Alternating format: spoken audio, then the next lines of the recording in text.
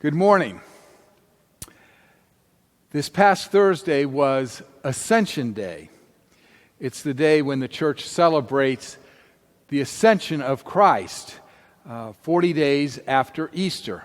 He ascends into heaven. The ascension is sometimes taken literally, and artists will take it literally and show him going up on a cloud, and sometimes all you see is his feet sticking out beneath the cloud. I don't want to get into whether it literally happened or not.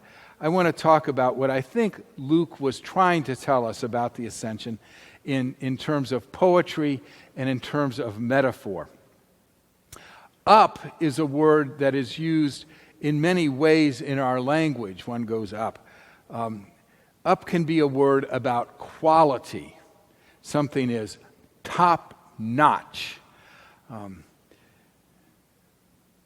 Once a candidate for ordained ministry in our conference was described by a person who interviewed him as, this person is top-notch in terms of preaching, in terms of the interview, in terms of written work, in terms of references.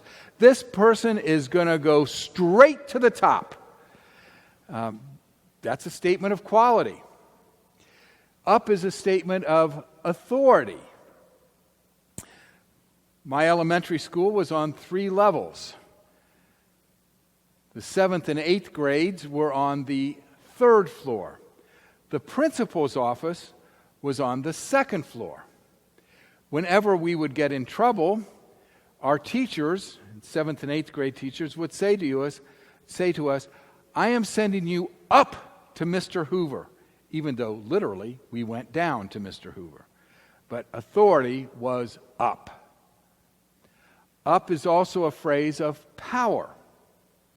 One has the upper hand.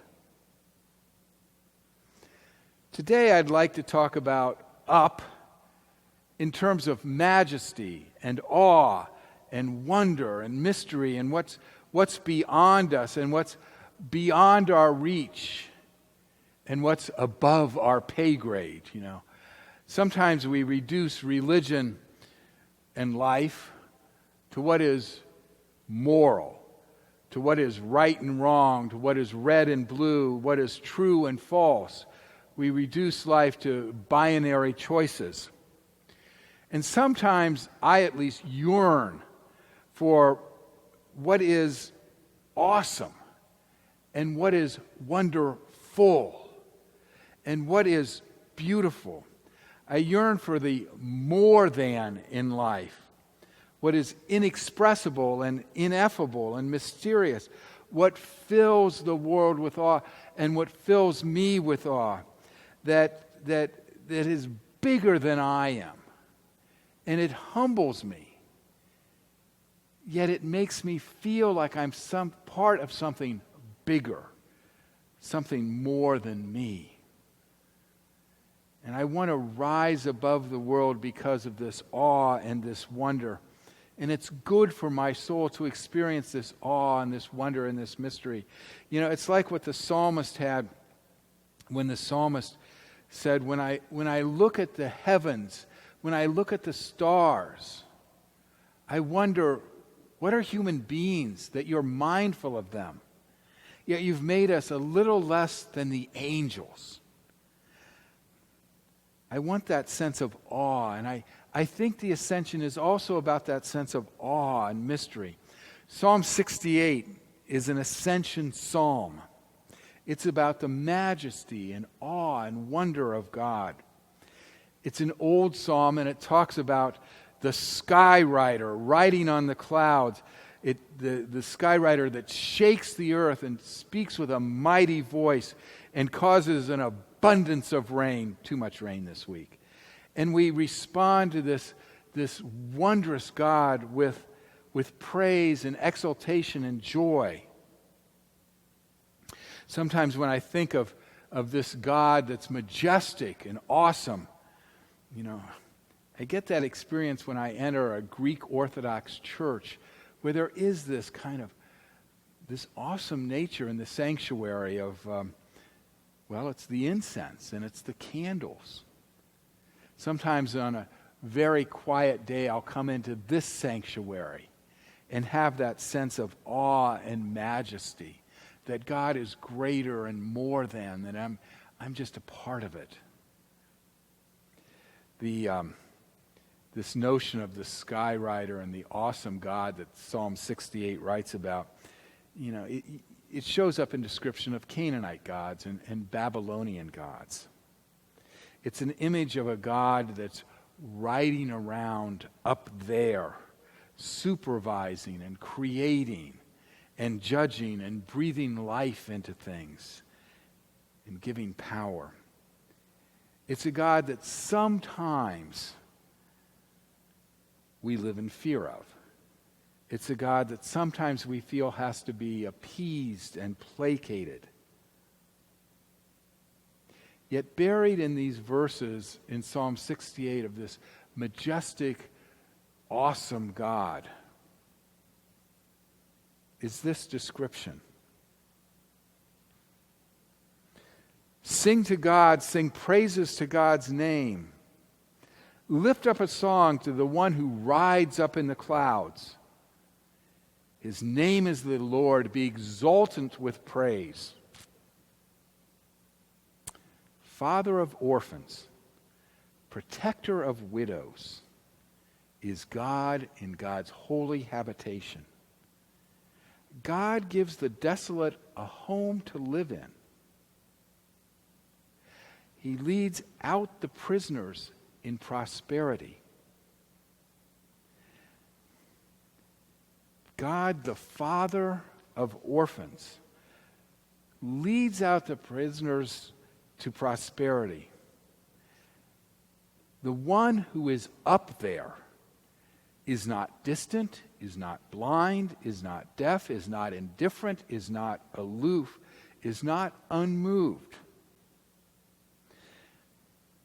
The God who ascends to the clouds is not only about power, but also about faithful, caring relationships.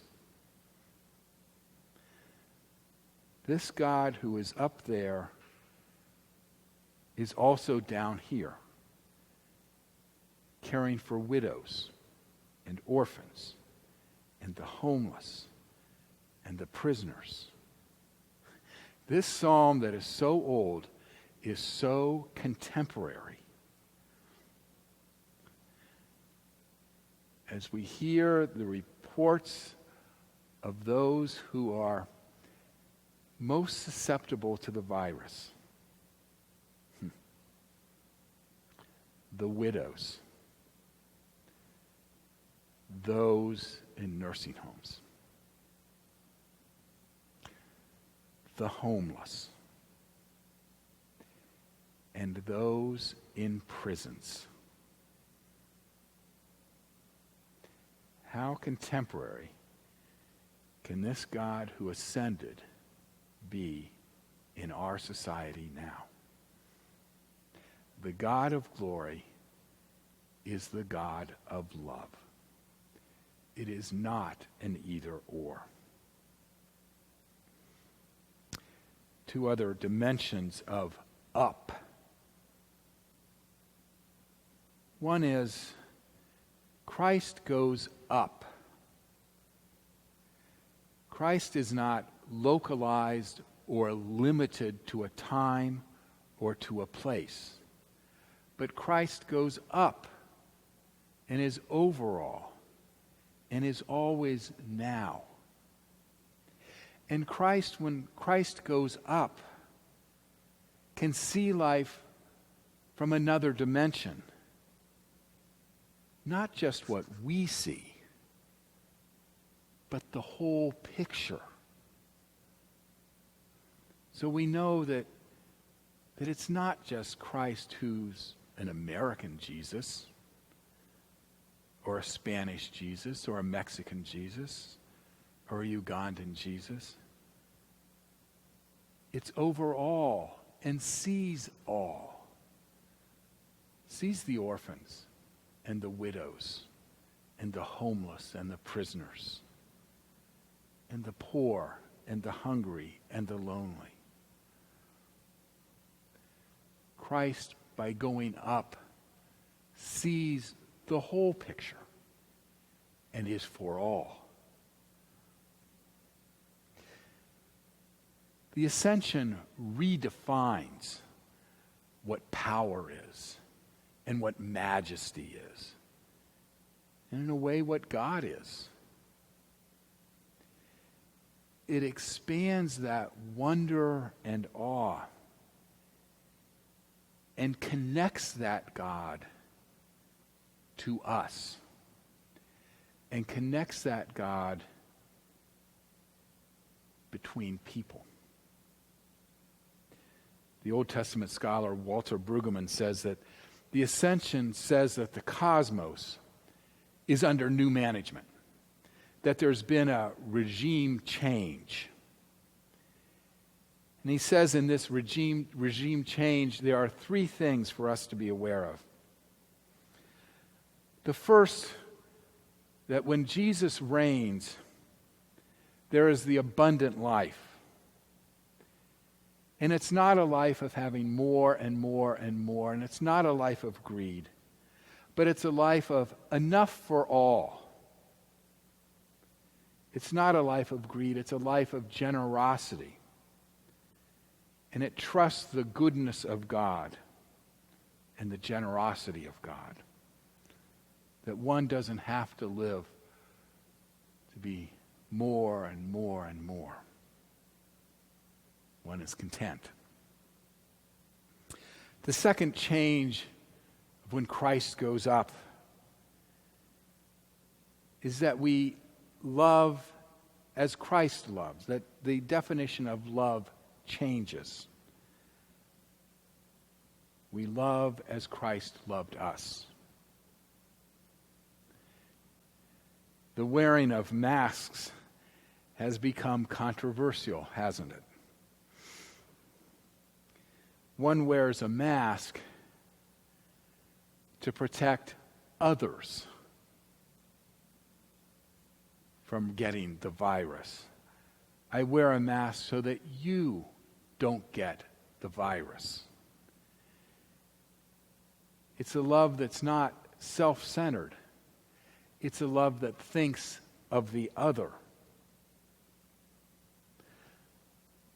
The masks can be seen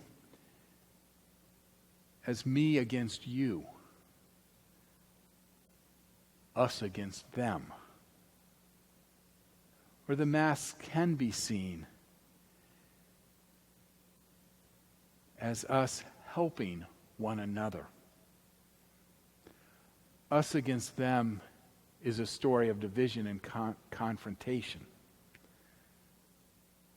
Us helping one another is a love story. Love as I have loved you. And the third thing that happens when Christ goes up is that we fear not. Christ is in charge. Christ holds the world in his loving hands. The psalm says that God cares for the prisoner and the widows and the orphans. And then says, but the rebellious live in a parched land. It doesn't say God puts people in a parched land. It says that those who choose greed live in a parched land. And kind of they do. For they never have enough. Those who love poorly in an exclusive way and in a judgmental and confrontative way live in a land that's parched. It lacks love. And those who live in fear live in a parched land. For they don't trust.